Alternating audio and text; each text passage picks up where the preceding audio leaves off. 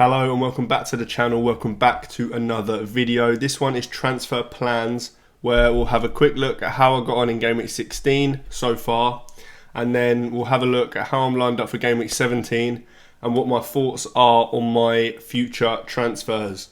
So 52 points so far. I'm recording this on Monday, so West Ham Bournemouth has not happened yet, but I do have Semenyo still to play. Currently 52 points, 1.4 million in the bank, game week rank of 2.8 million, and that moves me from 205k to 195k in rank, so not too much movement yet, but I'm hoping that Semenyo can keep that at a green arrow. I had Verbruggen in goal. He's been really disappointing since I got him on wildcard in game week 10. I don't think he's kept a clean sheet for me at all. The only clean sheet I've had in that time I think was Fabianski, so he's been really disappointing, but again, as I always say, I'm just glad I'm not spending money on that position, to be honest. I'm also not going to use a transfer on that position unless we get information on doubles, in which case it may be worth a transfer. Other than that, I really don't see many situations where a goalkeeper transfer is worth it personally. But yeah, he'll probably be playing for Verbruggen again next week, and he probably won't keep a clean sheet again. That's how it goes though. Then we've got 8 Nuri with -2. Really frustrating, to be honest. It's not a great week for him to have got that red card or the 5th yellow card. We'll see that when I'm lining up for Game Week 17. We'll go through it then, but really not ideal. Then Lewis Hall kind of saved me this week, so he was my transfer in. I moved Diogo Dalot to Lewis Hall, and that meant that I went without Arsenal defence for this week, which the next few fixtures look great for Arsenal, and that it did this week as well. And I went without Arsenal defence, but Lewis Hall kind of covered that, weirdly. Quite a lot of people had double Arsenal defence, which would have been Gabriel and one other. Gabriel got 9, all the others got 6, so Hall on his own covered double Arsenal defence, which won't happen every week, so just glad it did happen. Trent with 1 point, that's not ideal. I thought that was kind of a good fixture for him, but fine to keep him, no problems there. Bruno Fernandes with a 9-pointer. He could have got more as well. He had that one-on-one chance where he kind of chipped the keeper, but was just wide. Could have had another penalty with that challenge from Diaz on Højlund as well, but not to be. 9 points is still brilliant. I was, right up until the deadline, if you watch my team selection video, I really wasn't sure whether I was going to bench Mbeumo or Fernandes. I had Mbeumo in right up until kind of an hour before the deadline and then changed it. Turns out it really wouldn't have mattered that much. It also turns out the play was to just play them both and bench someone else, but I wasn't really considering that, to be honest. I mean, I did get a few comments on one of my videos saying, why don't you bench João Pedro and play them both? But I really like João Pedro for that fixture, so I don't think I was ever really considering that, so I can't be annoyed by it. Then obviously got Semenyo to play, still hoping he can actually do something, because he hasn't got points recently, but he's still been good. So I'm happy keeping him, unless kind of tonight he gets a yellow card, or, well, a yellow card won't really be that much of a problem, but unless he gets suspended or an injury or something, I'm happy keeping him, to be honest. The fixtures are pretty good, and Bournemouth attack is very good. So yeah, Salah, vice captain. I was always on Palmer captaincy, really, but Salah was always close. I think this week between them two was very, very close, as you'll have seen in my captaincy video from last week. So got it wrong, really, but it didn't make too much difference. There was only 3 points difference in them anyway, so a low scoring week for everyone captaincy wise. Then Cunha with 9 points. Now he could be banned. I mean, you've probably all seen it. He started shoving Ipswich staff members around after the game had finished, so whether he gets banned or not, I'm not sure. I'd rather he didn't, because Leicester's obviously a good game for Game Week 17, but yeah, we'll have to wait and see. Jackson, another one that could have had more, got his goal, but missed a kind of glaring chance as well. But happy with Jackson. I mean, didn't get a yellow card again, so he's good for Game Week 17. And then we talked about João Pedro. A bit disappointing over the last few weeks, but I still think he's a really good option. So let's look at how I'm lined up for Game Week 17 and thoughts on what moves I'm going to make. Okay, so this is how I'm currently lined up for Game Week 17. As I mentioned, Verbruggen in goal. Won't be doing any goalkeeper moves or anything like that. I've got Lewis Hall, who has Ipswich away, so that's all good. I've got Trent, who I won't be benching. He's got Tottenham away. And then my third defender this week is a bit interesting. Now, it would have been fine if Ait-Nouri wasn't suspended. He's got Leicester away. You can see him there, third on my bench. And I would have been able to probably roll unless Cunha was suspended or banned. But obviously Ait-Nouri got that red card, so he won't be able to play, meaning that my only other options are Lewis and Anderson. If Anderson's fit, which he probably won't be, I wouldn't have thought, then if Anderson's fit, I'm fine to play him and I'll just roll, or won't make a defender move anyway. So let's hope that he's miraculously fit and fine. I think he is quite close, so that would be kind of nice. Lewis is obviously not ideal. City are playing terrible, and also Villa away isn't a great fixture, let's be honest. Also, there's concerns of Lewis's expected minutes, but with all the defender injuries they've got, I would be quite surprised if he didn't play. But it's not ideal anyway. And we'll talk about, once I've gone through this team quickly, I'll talk more about my defender moves and future moves. Then I've got Mbeumo, Nottingham Forest at home. Not the best fixture. Nottingham Forest are kind of good defensively, but Brentford at home are a joke, so happy with playing him. Fernandes has a few good fixtures now as well. He's gone over these couple of bad ones where he actually got returns in both of them. Bournemouth at home is a fine fixture, so kind of fine with him. Then Salah has Tottenham away, Palm has Everton away. Again, captaincy is tight this week. I'll do a captaincy video later in the week, but I'm not sure where I'm going to land on that at all yet. Currently on Palmer just because it was on him already, but right now in my head it's probably kind of 50-50 because the Everton defence is actually not that bad. I mean, at the start of the season it was bad. They were one of the worst defences, but now they're actually not too bad. And Tottenham's defence is always pretty bad, so yeah, kind of 50-50. I've got João Pedro of West Ham at home, not a bad fixture at all. West Ham away, sorry, not a bad fixture, but João Pedro and Brighton haven't been that great recently. I'm hoping they can kind of step it up again, but I won't be transferring him out or benching him, I wouldn't imagine. Jackson, as I mentioned, didn't get the yellow card, so he is fine to play. And then Cunha, I'm hoping he doesn't get banned because that fixture's good. Leicester, we saw what Newcastle did to Leicester at the weekend. They are bad defensively, very bad. So, granted, Wolves are also pretty bad in general, but hoping he can play that game. I've got Semenyo benched at the moment. Man United away isn't the worst of fixtures, but I don't think there's a different player I could bench. Maybe João Pedro, but the West Ham defence is probably worse than the Man United defence. So yeah, that's where I'm landing on that. So unless Cunha gets banned, I don't think I'll be making any midfielder or forward moves. And even if Cunha does get banned, I could just play Semenyo and worry about Cunha next week. So I doubt I'll be making midfielder or forward moves. The moves come in defence potentially now. You'll see that I've got 1.4 million in the bank. I got Ait-Nouri. I mean, he's had price rises since I got him, but basically I've got exact money to do Ait-Nouri to Gabriel. Now, a lot of you will probably think that's a very obvious move given Arsenal's next few fixtures and they're probably the best defence in the league.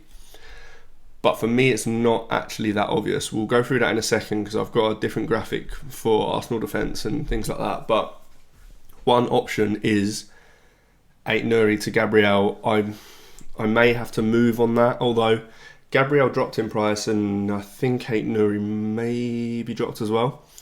So the fact that they've moved price recently maybe means that they won't until potentially the end of the week. I'm hoping that is the case because we've got some cup games midweek and I don't really want to go early, even though I've got obviously 4 free transfers to play with. I'd still rather not go early. But yeah, the players that I'm thinking about long term is I want Isak. I mean, Wolves and Cunha's fixtures do get worse after this week, so Cunha will have to be moved on. Forward options or replacements for him are Isak. That requires obviously getting funds to get up to Isak. I like Chris Wood, obviously, and their fixtures get kind of good as well. Also, Raul Jimenez is not the worst option, although it wouldn't surprise me to see a Muniz start kind of here and there.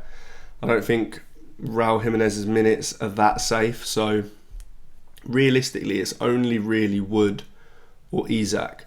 Now, one problem of me doing 8 Nuri to Gabriel is that I am using all of that 1.4 million in the bank, meaning that I wouldn't be able to get Cunha up to Isak very easily. I'd have to make a downgrade somewhere else, which is kind of difficult because I kind of like the rest of my team. One obvious submission is Saka as well. I think if I was going to do the Saka move, it would have been last week. The move would have been Fernandes and Mbeumo out to Saka and a cheap mid. So someone like Ahmad, which I like, someone like Enzo, which I like, or could maybe even afford Rodgers. Not sure if I could or not, if I wanted to upgrade Cunha. But yeah, the money in the bank, if I use it for something, then I get further away from Isak, which is another reason why I'm not sure I'm going to go to Gabriel. But what my likely move would be then is either 8 Nuri to a cheaper defender, so maybe that's Robinson from Fulham, maybe that's Colwill from Chelsea. Although again, that triples me up on Chelsea, so I wouldn't be able to get Enzo if I did want Saka.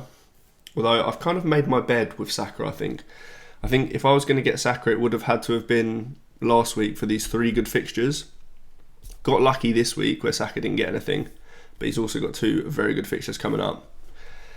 So it's kind of unlikely that I would want Enzo. But yeah, getting Colwill would kind of stop me from getting Enzo. Not that that's a big problem, like I say, but yeah, 8 Nuri to Colwill, 8 Nuri to Robinson. There's not really too many other good cheap defenders. Maybe Kirkes. I do like Bournemouth, and Kirkes is very attacking. But the other option, if I wanted to keep 8 Nuri, is to roll and just play Lewis. Like I mentioned, it's not ideal, but one option I do have if I go down that route is to get Munoz from Palace next week, which I really want Munoz, basically. Palace play Arsenal this week though, so I can't just do 8 Nuri to Munoz this week and play Munoz because he plays Arsenal, so that wouldn't be an upgrade from Lewis really. But from next week onwards, Munoz and Palace have some great fixtures, so at the moment I'm leaning just wait it out for a week, play Lewis, not ideal, and then get Munoz next week because he has been very attacking for Palace. But yeah, the reason I am not big on going for Gabriel, I'll talk about now. We'll go over Arsenal defence and their kind of ownership, and I'll explain my thinking a little bit behind it. Okay, so this might get a bit confusing, and I'm going to try and explain it in the best way possible. So there's a couple of reasons why I don't like just moving 8 Nuri straight to Gabriel. First one is that I mentioned a minute ago how that would be using all my funds basically, and I'd get further away from Cunha to Isak. The second one is related to effective ownership. Now, these numbers on screen are from FPL Optimised. If you don't know about that, fploptimised.com, great website where you can see all different kind of statistics, graphs and numbers for everything. Just go on there, check it out and have a play around. It's really, really useful. But what I've used it for here is to look at the ownership of Arsenal defence as a whole. So I've got 3 different rank ranges as well. So I've got the top 10k ownership, I've got the ownership within the top 100k, and I've got the ownership within the top 1 million. Now where I'm sat at 200k-ish, these are probably the ranges that I want to be looking at. So it's not really any good me looking at the whole overall ownership, because that takes into account managers that are sitting at 6 million, 7 million, 8 million, which it's not really relevant to where I am at rank wise. If I was sat at 2.5 million, say, rank, then I'd be looking at top 3 million ownerships and things like that. I want to look at ownerships around me, essentially. So I think these 3 ranges kind of take into account what I need to be looking at. Now, as you get a wider range, the ownership gets lower, as you can see. So the highest owned player is Gabriel in all of the ranges. You can see 35% ownership, 36, 34. Then it is Raya and Saliba. They're both around 25-ish. Then Timber is owned as well. Now, that means that the Arsenal defence as a whole is owned somewhere around 100%. So top 10k is 105%, as you can see at the bottom there. Then 102% is top 100k. 97% is top 1 million. Now, that means that so I don't own any Arsenal defence right now. That means that if Arsenal keep a clean sheet, then pretty much all of the points from that clean sheet are going against me, because basically people in these three ranges own at least one Arsenal player, or around one Arsenal player. 100% means that, yeah, it's around one Arsenal defender. So the problem that I've got with buying an Arsenal defender now is that if I, say, do 8 Nuri to Gabriel, that essentially means that every time Arsenal keep a clean sheet, or anything that affects Arsenal defence, whether they keep a clean sheet, whether their clean sheet gets wiped, that doesn't really matter, in the sense that I don't gain much from a Gabriel clean sheet, because everyone in these ranks owns at least one Arsenal defender, and I don't lose much if the clean sheet gets wiped.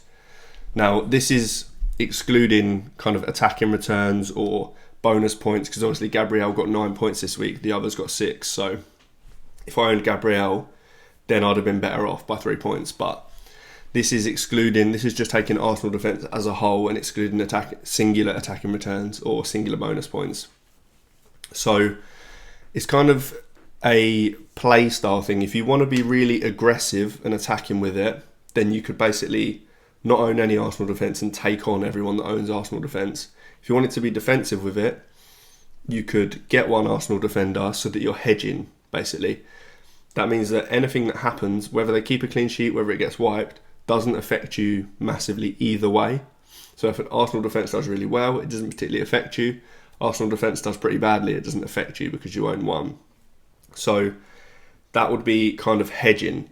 Whereas what I think I want to do at the moment is play a bit more aggressively. So essentially the outcomes, the range of outcomes is much higher. If Arsenal keep a clean sheet, then the points against me are massive because I don't own any Arsenal defence. If they don't keep a clean sheet, then I don't own any. So I've done brilliantly, and most of the field, or most players, will own at least one Arsenal defender. It's a bit difficult to explain. I've probably explained it terribly, but essentially where Arsenal defence is so highly owned, it's the same as when people had Haaland. So at points at the start of the season, Haaland, his ownership, or effective ownership, because a lot of people were captaining him, his effective ownership was over 100%. So if you didn't own Haaland, that was a really aggressive play, in that if he blanked, then you probably had a great week. If he hauled, you probably had a terrible week. Whereas if you just owned him, then it wasn't really massively affected either way. So it's just the difference between playing really aggressively or kind of defensively and hedging against it. And at the moment, obviously Arsenal are the best defence in the league, so betting against them doesn't sound ideal. But we saw during game weeks, I think it was 6, 7, 8 or something, where they played Southampton, they played Leicester, they had great fixtures and they really disappointed. So it is possible that when these top teams do have great fixtures, they can disappoint. So I think that's the way I'm going to go. I do want to play more aggressively with it. And there's, like I say, there was other reasons as well. So using up all my budget gets me further away from Isak, which I don't like. But also, I kind of like the play of taking on Arsenal defence and betting against them, even though they are the best defence in the league probably. So that my outcomes are basically heavily one way or heavily the other.